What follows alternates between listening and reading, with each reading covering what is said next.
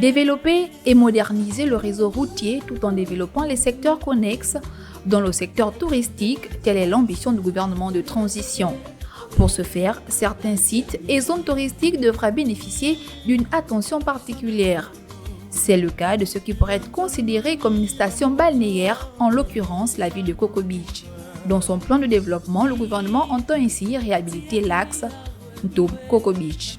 Longue de 83 km, en bien piteux état depuis plusieurs décennies, cette route devrait enfin retrouver un nouveau visage d'ici 2026 selon le plan d'utilisation et le délai fixé par le gouvernement. Un plan qui estime l'investissement prévu en 2024 à près de 9 milliards de francs CFA et près de 30 milliards de francs CFA en 2025 et 2026 pour un investissement global de près de 69 milliards de francs CFA.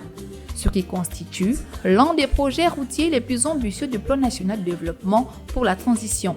Entièrement porté par l'État gabonais qui a déjà pu mobiliser près de 9 milliards de francs CFA, soit le montant qui devrait être injecté dans ce projet dès cette année, ce axe Ntobe-Coco Beach nécessite cependant encore près de 60 milliards de francs CFA pour sa finalisation.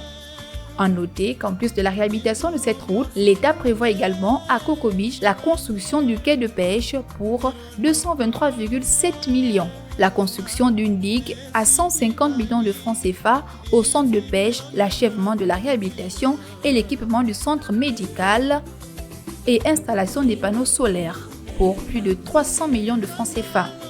Dans sa lourde mission de redonner à chaque Gabonais sa dignité, les autorités de transition entendent multiplier ces initiatives à travers la modernisation et la réhabilitation des infrastructures routières. Et cela passe par des routes praticables en toute saison dans l'ensemble du pays.